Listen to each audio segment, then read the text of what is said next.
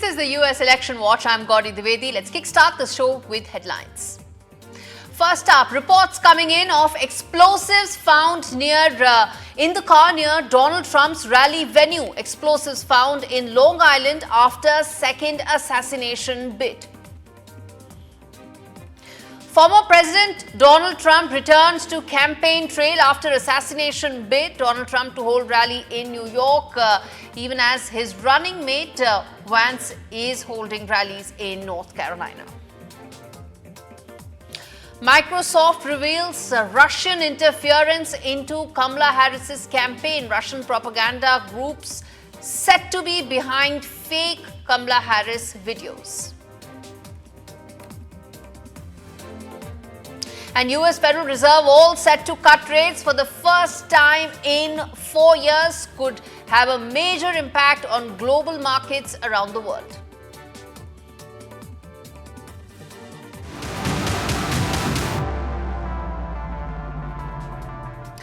The first story on the show, Donald Trump returned to campaign trail in Michigan after a thwarted assassination attempt over the weekend, addressing the shocking incident while also railing against President Joe Biden and Vice President Kamala Harris's handling of the issues facing the country. Speaking at a town hall in Michigan, Donald Trump said that the only consequential presidents get shot at. This comes days after Secret Service agents apparently stopped an assassination attempt at his Florida golf course and marked the second attempt on Donald Trump's life in this election race. Donald Trump was injured in a shooting at a Pennsylvania rally just days before the Republican convention in July, and one attendee was in fact killed in that attack. Today, Donald Trump will also be hosting a rally in New York, while GOP vice presidential nominee, that's J.D. Vance, will speak at a rally in North Carolina. Donald Trump will also hold another rally in North Carolina on Saturday, while his running mate, vice presidential candidate J.D. Vance, will join Tucker Carlson in Pennsylvania in a bid to focus on the swing states. But first up, listen in to what Donald Trump had to say. Well, it's been a great experience. It's a dangerous business, however, being president. It's a little bit dangerous. It's, they think race car driving is dangerous. No. They think bull riding, that's pretty scary, right? No. This is a dangerous business, and we have to keep it safe. In fact, Republican nominee and former President Donald Trump on Tuesday also claimed that Chinese automakers are putting up large factories in Mexico, and he vowing during a stop in the automaking state of Michigan to slap 200% tariffs on any vehicle the unbuilt plants make and ship to the United States. He also claimed that if Democrat presidential nominee and the present Vice President of US, Kamala Harris, is elected in November, there will be no more auto industry in the US because work building electric vehicles will in fact go to China. This statement came even though automaking employment has grown since President Joe Biden took office after dropping during Trump's first term. Donald Trump said his tariffs would make Chinese vehicles built in Mexico unsellable, quote unquote, in the US, forcing automakers from China and elsewhere to set up factories in the US, what many call as friend shoring, which is to come, or near shoring, which is to come back to the main markets. All right, now taking a look at the big story that we are tracking on US Election Watch today, which is, well, what's really happening with the US election this time around in terms of the political violence and repeated attempts and instances coming to light of violence. And the US Secret Service is facing renewed security after a second assassination attempt against former President Donald Trump in 2 months. Facing the backlash, acting US Secret Service Director Ronald Rowe is making a pitch for more resources while Congress is seeking to hold the agency responsible. The US Secret Service has been reeling since a gunman's bullet grazed the 78-year-old Trump his ear during the July 13 campaign rally in Pennsylvania. Secret Service Director Kimberly Sheitel resigned 10 days later, acknowledging that the agency had failed its protective mission. At least 5 Secret Service agents have reportedly been placed on leave, quote unquote, pending the completion of an internal security service review of the lapses. However, both Biden and Trump have been defending the Secret Service. President Biden, responding to the latest attack on the Republican White House candidates, said the agency charged with protecting high-profile officials needs more help, while Donald Trump said the agency did an excellent job. Today, members of the task force investigating the assassination attempt of former President Donald Trump will be briefed by the U.S. Secret Service. In fact, to discuss this in greater detail, we have a power-packed panel today. First is Matt Klink, and then there's Ajay Jain Bhaturia and Zenia Behel as well, essentially covering all aspects of this discussion, the Republican view, the Democrat view, and an independent view as well. And in fact, let me start with the independent view. Zenia, you're a professor and political analyst at the Cleveland State University in Ohio. I ask you this question that many viewing the election outside the US are getting the impression that there is now increased attempts and increasing amount of violence that is taking place in these elections, something that is not the case normally. Is that how the perception is also building back home, and how do you see this? Yes, absolutely. There is a perception and the belief that the Secret Service has not been able to aptly protect a presidential candidate, Donald Trump, right, former president. One thing I do want to note is when Trump exited the office back in 2021, his protection specifically was heightened, and he was given more protection than what is usually given to the former commander-in-chief, and that's primarily because of his extremely busy schedule that he had maintained. And his own security detail had repeatedly requested Secret Services to increase his security and increase what has been provided to him, given his schedule and given, looming threat and the looming fear, right? And one thing to note is such a thing and two assassination attempts, right, in close proximity of one another in terms of the timeline, right, have not happened. And these types of lapses in security have not happened since 1981, when there was an attack on Ronald Reagan, according to the NBC. And while we have seen in the past U.S. presidential candidates as well as presidents, have been assassinated, and there has been an assassinated attempt from Theodore Roosevelt to, of course, John F. Kennedy to, Ronald Reagan. But such a lapse has not happened since 1981, which actually led to the resigning of, as you mentioned, Kimberly Chattel. So the voters are extremely concerned. And while this was not discussed in the presidential debate between Vice President Kamala Harris and Republican presidential nominee, former President Donald Trump, right, it is a big issue, right? Security. It is a big issue of this. Exactly. It is a big issue. And let me ask this to Matt, representing the Republican Party, because those two attempts have been made on the Republican presidential nominee. Matt, how do you see this election? Is this different from the several other presidential elections in the past? And as Zenia was pointing out, not since 1981 has political violence peaked the way it has in the US elections this time around. Yeah, it's undeniable that there is an incredible amount of stress in the elections this year. However, I will point out that this is due in a large part to the very caustic rhetoric that the Democratic Party continually puts forward when you regularly say that someone is a dictator or a semi-fascist or a threat to democracy or a threat to national security, which both Joe Biden and Kamala Harris and Governor Walz have done throughout this campaign.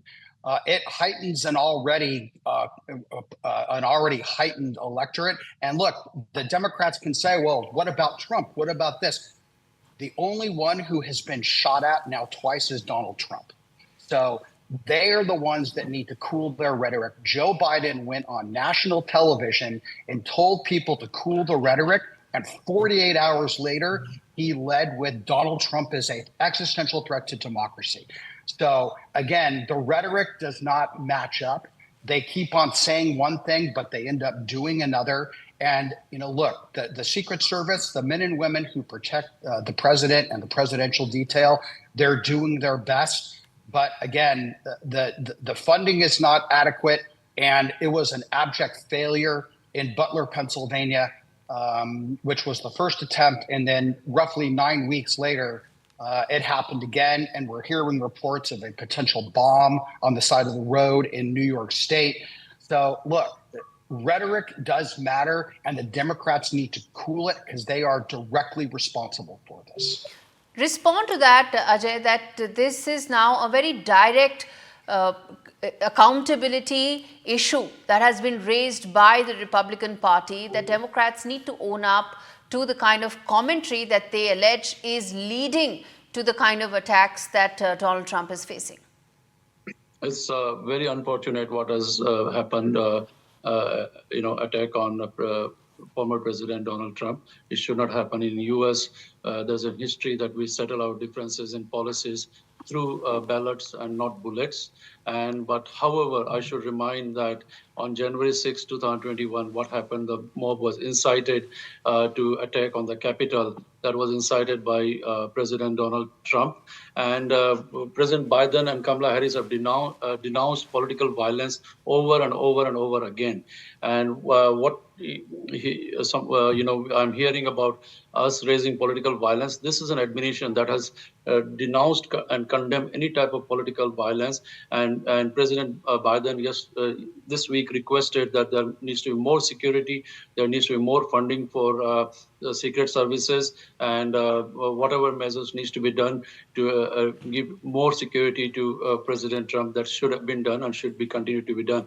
But I also want to remind that in 2020, President Biden decided to run for the very same reason, to free the country from what the rhetoric, the divisiveness, the hate which Trump was spreading, to protect the soul of our nation. And that's the same reason, Vice President Harris is running for the freedom of our country and for keeping the freedom and save the democracy. Because Trump has over and over again has himself said on the national TV that he's going to be dictator from day one. And his Project 2025. That is the whole purpose.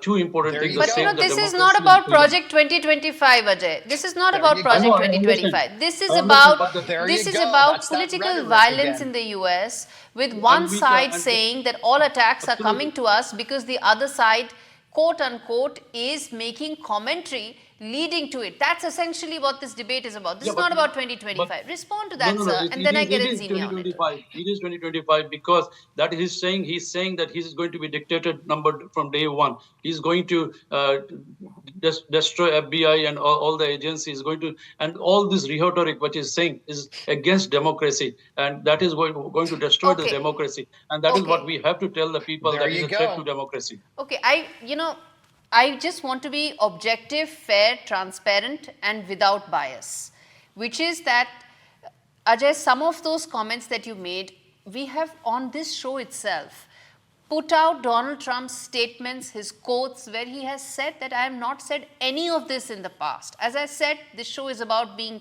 an unbiased reportage of the US election show, of the US elections.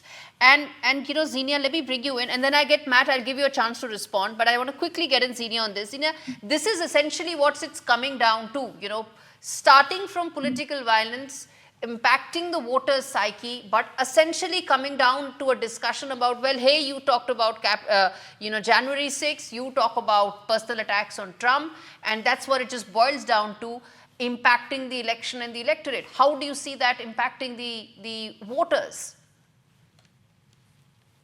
See, one thing I want to point out is currently, while Trump is in New York, both of them have been battling in the key battleground states, the swing states, which is Georgia and Pennsylvania, right? And voters in those states, per polls conducted by Bloomberg, Times Siena, they are divided on a lot of issues when it comes to immigration, when it comes to taxation policies, foreign policy, the war in Ukraine, the war in Gaza, which I've talked about on your show. There are a lot of policies and issues that the electorate is divided on, and security, again, is a priority for individuals, especially as we've seen things play out recently with political violence, with the 2 assassination attempts on Donald Trump. Why this is happening is because of primarily divisive politics, right? Extremism, hardline views, right? You're not looking at ideas of neoliberalism, neopopulism. You're looking at extremism. You're looking at dictatorship. My fellow panelists talked about fascism, right? Those are the ideas that are being discussed, which is really inciting, political violence. And I think that's the when we reason use, for again, Matt, I want to give you the chance to respond, and then we talk this further about how when we talk about big phrases like fascism and dictatorship and stuff like that, we sort of go away from the fundamental issues that we are discussing now, and which is essentially a subset of the US election as well. Thank you. Your guest did a very noble attempt by parroting back what Kamala Harris and Joe Biden do. They stand up there and they thump their chest. Of course, we're opposed to political violence. And then the transition, but Donald Trump is an existential threat to democracy. Donald Trump is a semi-fascist. Donald Trump is a dictator. Donald Trump is a threat to national security. So they're trying to have their cake and eat it too. And they have to do this because they realize that Kamala Harris is losing badly on the economy. I mean, let's face it, with Bidenomics, you pay more to live worse. And the voters know that Kamala Harris's economic policies propose more doom cycle. Just a second. Let him finish. He's getting a chance to respond after a while. I will give you a chance, Zenia. I'll give you a chance. Yes. Let Matt reply. Yeah. Let Matt finish his point. Yes. So look, this is what the Democrats do, is they come out and they say, of course, we're opposed to political violence. We should settle our views at the ballot box. Yet their rhetoric continues. And the only person who has had now 2 assassination attempts against him in 9 weeks is Donald Trump. So, once is a random occurrence, twice is a pattern. If it happens again, it becomes something that becomes more normal. And the Democrat Party, this is their strategy for this campaign. They are trying to denormalize Donald Trump to the voters. Thankfully, it's not working. So now go ahead and bash him. Yes, Zenia, quickly. And then I get in Ajay also. Sorry, I'd like to respond to that. Matt, I do want to understand from you, if you call it Bidenoeconomics, right, how has either president severely impacted the economy? Because the economy is not necessarily controlled by the president of the United States. It's primarily controlled by the Federal Reserve. Okay, that's a very good question. But no. Okay, both of you. Let me come in here, sir. Let me come in here, all of you. We have debated the economy. We will do so tomorrow as well, because today Fed is likely to cut rates as well. We will do that tomorrow. But today is about political violence. There are a gazillion issues. Let's take them one at a time. This is about political violence. This is about one side accusing the other of instigating attacks on one particular candidate. And Ajay, respond to what Matt is saying, which is that commentary coming in from the Democrat camp is playing a large role in stoking some of these tensions. I want to add another angle here. What is also adding is that the free access of guns like AR-15 and AK-47, which should have been removed from the streets and from the hands of the people. And that is what we Democrats are fighting for, to ban the assault weapons, something which has been what media shows me has been used against President Trump, or killing hundreds and thousands of people across schools, malls, and places of worship, malls, etc. So the question comes, what measures can be taken to improve security at campaign rallies and protect candidates? How can we balance the need of candidates to have access to the public as well as improve their security? What role should gun play in preventing similar incidents in future? What action can be taken in gun control? Trump has been opposed to gun control. He has been, he doesn't want any gun control, while the Democrats want these assault weapons to be taken off the street and to make America more safe again. That's all I have to say. That's an important point, Matt. Respond to that the gun culture that the Republicans seem to promote is also playing a role in some of these attacks. So first of all, an AK-47 is already illegal, and the gun that he had was illegal. So banning a gun that's already illegal, it doesn't seem like a reasonable thing. Look, Kamala Harris has already said that she would pursue a mandatory gun buyback program. and now she's backed away from it because there are 300 million semi-automatic weapons in the United States. So, and look, guns don't kill people. People kill people. And you had a crazy man here with the gun. I'm all for keeping guns out of the hands of crazy people. But when the Democrats try to take firearms from law-abiding American citizens, I mean, don't forget, it's the Second Amendment to the Constitution that guarantees the right to keep and bear arms. And the amendments are listed in order of priority. Freedom of speech comes first. The right to keep and bear arms is second. So, you know, Ajay, if you want to push your gun control culture that Kamala Harris has at least rhetorically backed away from because she knows that it's a loser politically, please do. In fact, I would urge you and Kamala Harris to make it more of an issue in swing states like Pennsylvania and Georgia. Okay. All right. Okay. So this is an issue that is bound to create more tensions, an issue that I'm sure we'll revisit because there's still several weeks left for the election. But today I'm completely out of time. Thank you so much, all three of you, for joining me on this edition of US Election Watch. I really appreciate your time.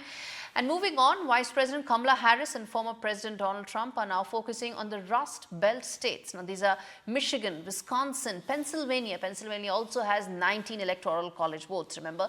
Now, these are pivotal to the elections. Trump won the presidency in 2016 by securing all these three states with a combined margin of about 80,000 votes. And President Biden reclaimed the White House in 2020 by winning the same states with a margin of about 260,000 votes. Both the Trump and Harris campaigns have now been heavily invested in Pennsylvania, with about $120 million being spent in advertising as in the Rust Belt states as compared to the rest of the region. Take a look at this report that my colleague Vishal Vivek filed on the significance of these states.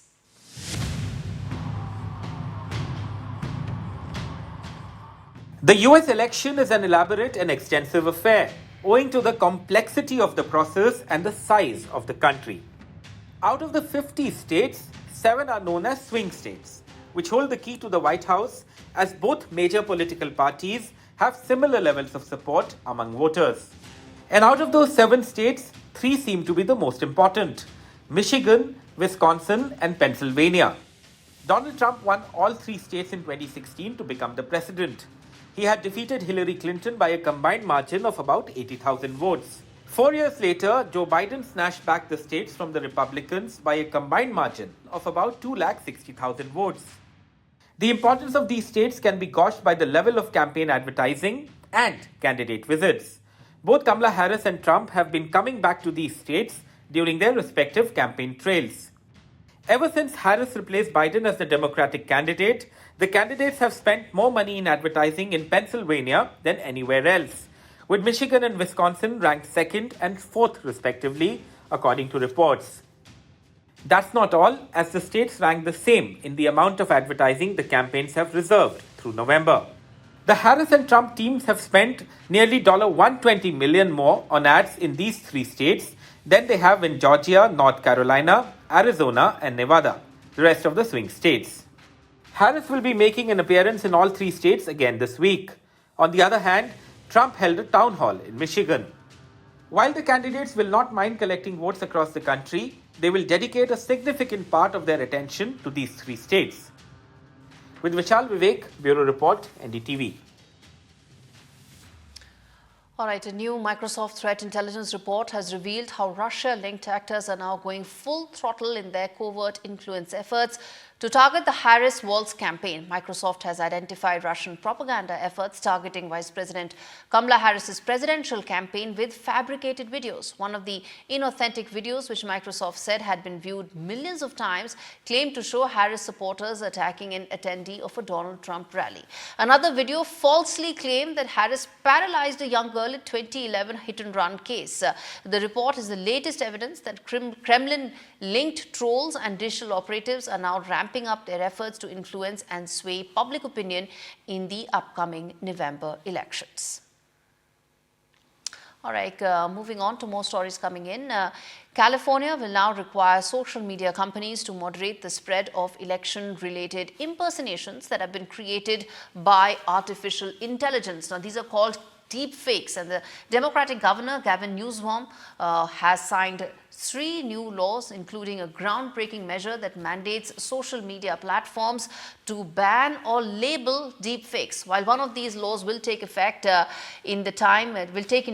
just in time to influence the 2024 presidential elections, the trio could serve, the 3 laws together could serve as a model for regulators nationwide looking to curb manipulative AI-generated content.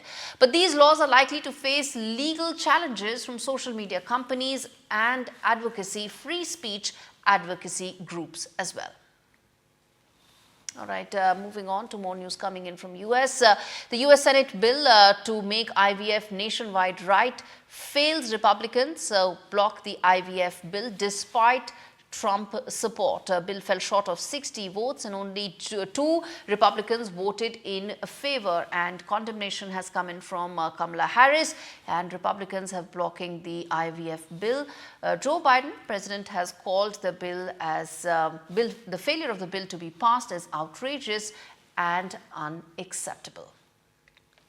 All right, with that, it's a wrap on this edition of US Election Watch. Thanks so much for watching.